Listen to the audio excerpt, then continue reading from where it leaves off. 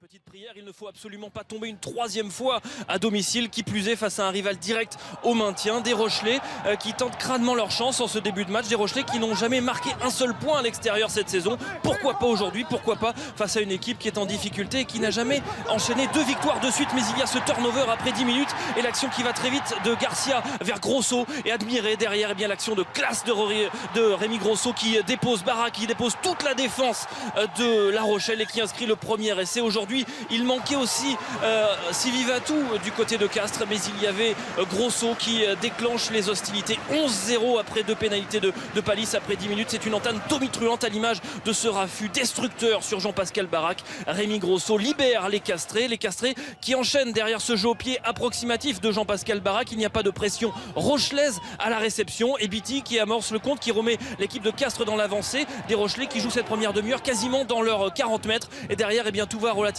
très vite avec Lamera qui va croiser avec Grosso, qui enjambe les défenseurs, qui se relève après avoir été mis au sol. Il se raffute et le retour intérieur pour Palis, un retour gagnant, une passe géniale pour Palis, buteur aujourd'hui en l'absence de Rory Cocotte, mais aussi finisseur et admiré. Encore une action de classe de Rémi Grosso qui se relève et qui bouscule et qui dépose 3-4 défenseurs autour de lui. Grosso, c'est vraiment le détonateur castré dans ce début de match et derrière, eh bien, tout va très vite. Deuxième essai et 18-0. La réponse des Rochelais autour de Kovu, mais Kovu est mis au sol, même si Patrice Colozo apprécie cette réponse. Et du côté du banc castré, on demande eh bien, aux joueurs d'insister, d'aller chercher les pénaltouches quand elles se présentent. Et il y en a une qui arrive autour de la demi-heure de jeu, avec en fond de touche eh bien, la conquête qui va être savamment organisée, avec Fasselele qui part très vite et qui est stoppé à 2 mètres de la ligne. Il y a le relais de Fahanounou, le relais gagnant du pilier droit. En l'absence de Wiyangui et Herrera, eh bien, il y a Fahanounou qui passe la ligne et eh bien, les Castrés à la demi-heure de jeu qui possèdent à ce moment-là 25-3,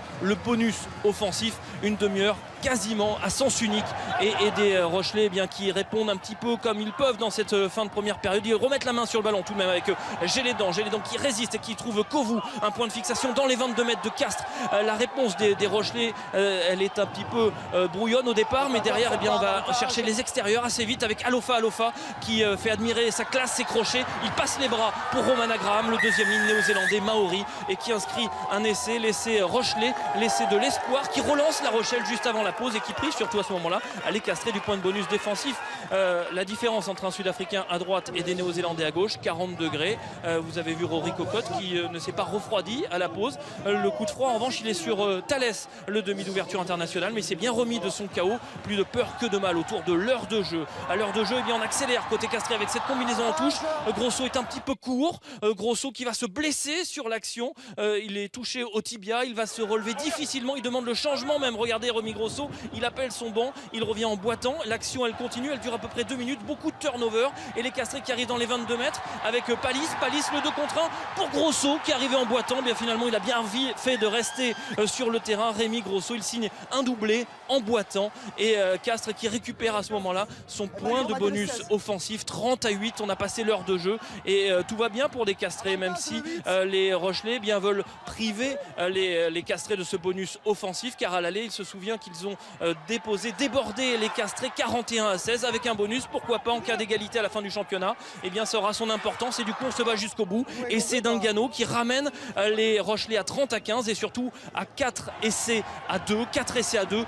Castres n'a plus son bonus offensif, il reste une action, mais les Castrés perdent le ballon avec Audi qui va chipper ce ballon dans les pieds des 3e lignes Castrés. Derrière eh bien, les Rochelais vont tenir le ballon sur 3-4 temps de jeu avec Bombo qui arrive dans les 22 mètres, qui passe les bras, finalement il va au sol, retour intérieur, non il va au sol, il passe pour Botia qui est stoppé à 2 mètres de la ligne.